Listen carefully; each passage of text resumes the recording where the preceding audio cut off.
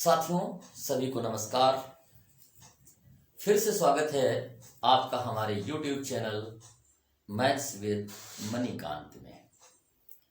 आज की इस वीडियो में हम मैथमेटिक्स का कोई प्रकरण पढ़ाने नहीं जा रहे हैं।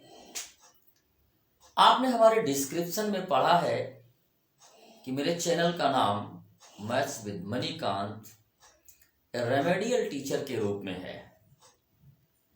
एक उपचारात्मक शिक्षक कि किसी बच्चे को उपचारात्मक शिक्षण देने के लिए गणित विषय का अध्यापक कैसा होना चाहिए।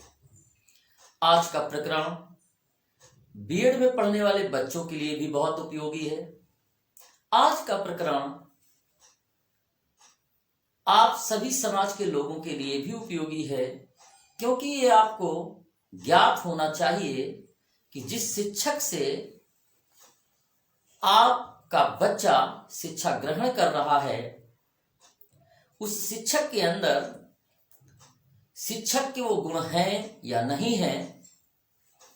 आज का वीडियो पढ़ने वाले बच्चों के लिए भी उपयोगी होने वाला है। तो आज के प्रकरण में हम बात करते हैं गणित विषय के शिक्षकों के गुण। गणित विषय के शिक्षकों के मुख्य रूप से 3 गुण हैं। सबसे पहला गुण है उसके व्यक्तिगत गुण, दूसरा गुण है व्यवसायिक गुण और तीसरा गुण है सामाजिक गुण। आज हम शिक्षक के व्यक्तिगत गुणों के बारे में बात करेंगे। शिक्षक की भूमिका किसी भी राष्ट्र के निर्माण में बहुत महत्वपूर्ण होती है। किसी राष्ट्र की संस्कृति का संवाहक होता है शिक्षक। शिक्षक हमारी संततियों में संस्कार भरता है और हमारी संततियों के भविष्य का संरक्षक होता है। डॉक्टर सर्वपल्ली राधाकृष्णन ने कहा था कि समाज में अध्यापक का बहुत ही महत्वपूर्ण स्थान होता है।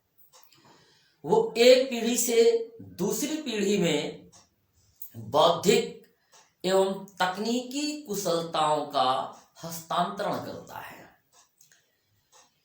आप जब एक शिक्षक की कल्पना करते हैं तो एक शिक्षक की कल्पना एक आदर्श और चरित्रवान व्यक्ति की कल्पना के रूप में करते हैं, प्रभावशाली व्यक्तित्व की कल्पना करते हैं। शिक्षक के लिए कहा गया है कि शिक्षक अंधकार से प्रकाश की ओर ले जाने वाला होता है। तो इस तरह हम कह सकते हैं कि किसी भी राष्ट्र के निर्माण में शिक्षक की बहुत भूमिका होती है। तो आज के प्रकरण में हम गणित विषय के शिक्षक के गुणों की चर्चा कर रहे हैं।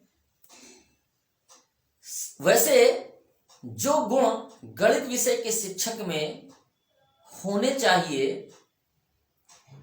ऐसा नहीं है कि ये गुण किसी अन्य विषय के शिक्षक में नहीं होने चाहिए, लेकिन मुख्य रूप से गणित विषय के शिक्षक के गुण कैसे होने चाहिए, इसको मैं बिंदुवार समझाता हूं। गणित विषय के शिक्षकों के गुण को समझने के लिए हम पहला बिंदु लेते हैं, वो है गणित विषय में रुचि। रुचि आप समझ रहे हैं, कितना पसंद करते हैं गणित विषय को। अब यदि गणित के शिक्षक में गणित विषय के प्रति रुचि नहीं है तो वो बच्चों के अंदर गणित विषय के प्रति रुचि उत्पन्न नहीं कर सकता। अर्थात कहने का मतलब यह है कि यदि कोई अध्यापक ही नीरस है अपने विषय को लेकर के, तो वो बच्चों के अंदर विषय को पढ़ने के प्रति रुचि पैदा नहीं कर सकता है।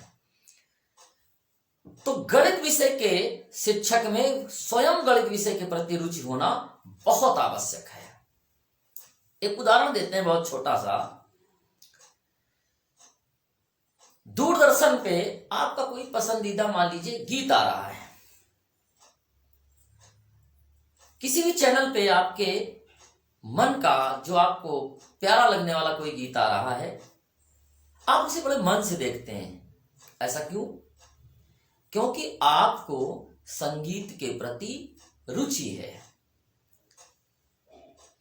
तो जैसे आप क्रिकेट आ रहा है, आईपीएल चल रहा है, अब बच्चों को क्रिकेट देखने में कितनी रुचि है, कितना वो पसंद करते हैं, कई बार वो पढ़ाई छोड़ करके क्रिकेट देखने के लिए बैठ जाते हैं।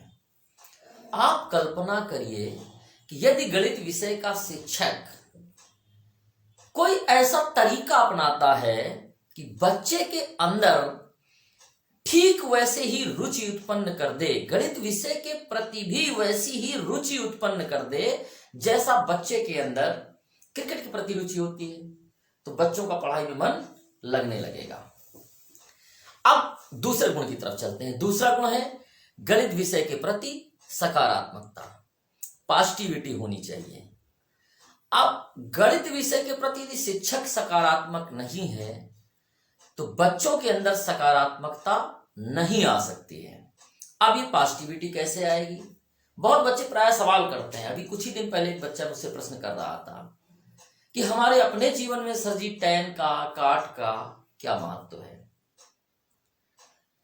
मुझे आश्चर्य हुआ सुन करके कि वो इस तरह का प्रश्न कर रहा है, जबकि हमारे जीवन में गणित के बगैर तो कोई काम ही नहीं हो सकता। अब किसी की गणितीय दक्षता शून्य है और बच्चा बाजार गया है सब्जी लेने, तो यदि गणित में उसकी जानकारी शून्य है तो क्या वो बाजार में दिए गए पैसों का हिसाब लगा सकता है? नहीं लगा सकता है। हमने उसे जवाब दिया कि आप ऊंचाई दूरी पढ़ते हैं, हाइट एंड डिस्टेंस पढ़ते हैं, यदि ट्रिग्नोमेट्रिक रेशियोज यानी त्रिकोणमितीय अनुपात, साइन कास्ट टेन काट का प्रयोग हम ना करें तो जरा सोचिए कितना जटिल हो जाएगा किसी भी मीनार की ऊंचाई का निर्धारण करना। तो ये जो सकारात्मक दृष्टिकोण है ये आपको बच्चे के अंदर पैदा करना पड़ेगा। अगले गुण की तरफ बढ़ते हैं।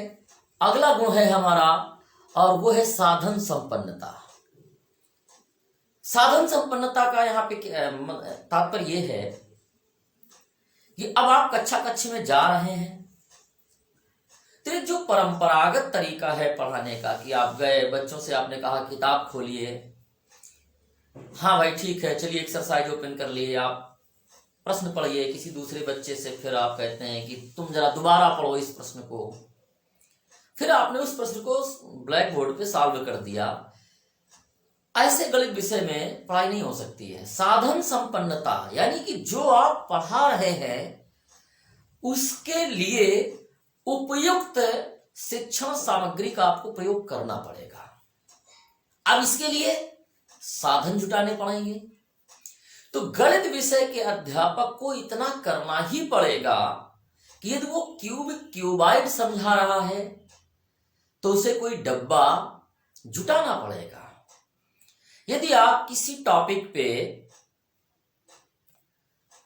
एरिया समझा रहे हैं तो उस प्रकरण से संबंधित जो भी शिक्षक सहायक शिक्षण सामग्री है उसका उपयोग करना पड़ेगा और उसके उपयोग के लिए आपको जरूरी संसाधन जुटाने पड़ेंगे, तभी आप गणित विषय के एक आदर्श और अच्छे शिक्षक कहे जाएंगे। अगले गुण की तरफ चलते हैं और वो है आत्मविश्वास एवं धैर्य। यदि पेशेंस नहीं है, आपके स्वयं के अपने अंदर कॉन्फिडेंस नहीं है, तो फिर आप एक अच्छे शिक्षक नहीं कहलाए जा सकते हैं। बच्चे कई बार प्रश्न करते हैं, आप देखते होंगे कि बच्चे प्रश्न को हल करते समय कुछ स्टेप के बाद रुक जाते हैं। कारण क्या है, ऐसा क्यों होता है? बल्कि बच्चा वो सही प्रश्न सॉल्व कर रहा होता है, इसके बावजूद वो रुक जाता है क्योंकि कुछ समय बाद वो आत्मविश्वास खो देता है, उसे लगता है कि अब इस प्रश्न को हम सॉल्व नहीं कर पाएंगे। तो बच्चे में आत्मविश्वास की कमी थी। आप कल्पना कीजिए कि यदि ये आत्मविश्वास की कमी स्वयं अध्यापक में हो तो वो फिर बच्चे में आत्मविश्वास कैसे बढ़ सकता है। पेशेंस, अब अध्यापक के अंदर पेशेंस की बहुत आवश्यकता होती है। आप कई बार कई चीजों को समझाते हैं और आपके समझाने के बाद भी बच्चा गलती करता है।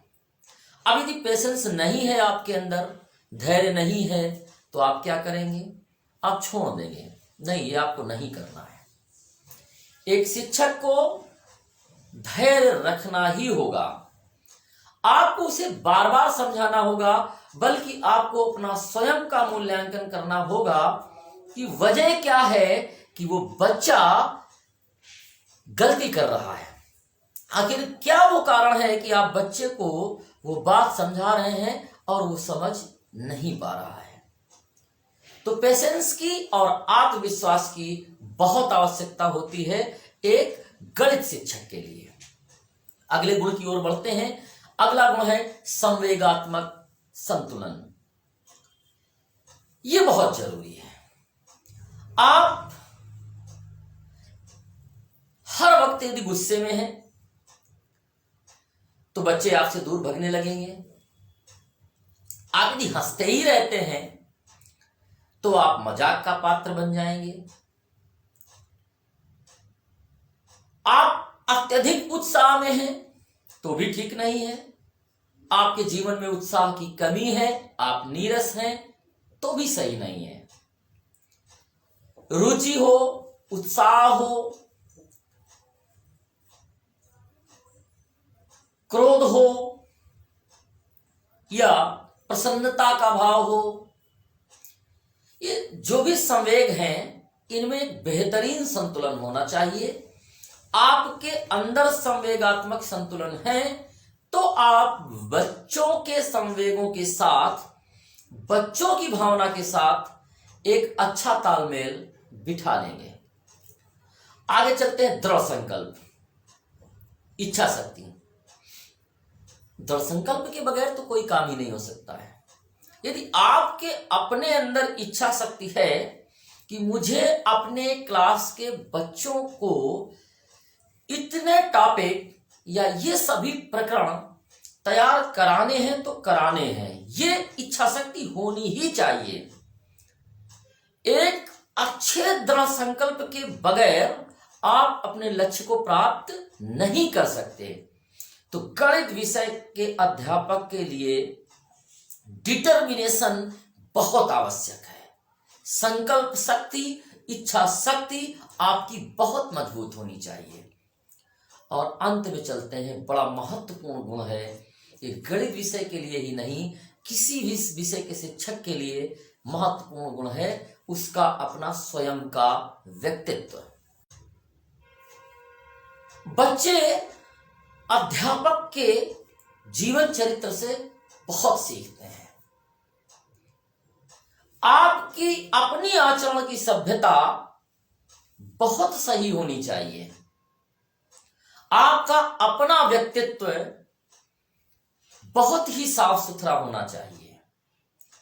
आपका स्वयं का व्यक्तित्व ही गड़बड़ है, आपका अपना व्यक्तित्व सही नहीं है, तो फिर आप बच्चों के अंदर एक अच्छे व्यक्ति का निर्माण या बच्चे के व्यक्तित्व का निर्माण नहीं कर सकते। तो साथियों, आज हमने बात की गणित विषय के शिक्षक के गुण कैसे होने चाहिए। यदि आपको वीडियो अच्छा लगा तो इस वीडियो को लाइक कीजिए, मेरे चैनल को सब्सक्राइब कीजिए और आज के इस वीडियो लिंक को अपने दोस्तों के बीच में साझा कीजिए। हम मिलेंगे अगले प्रकरण में इसी प्रकार के अन्य बहुत महत्वपूर्ण विषयों के साथ। नमस्कार।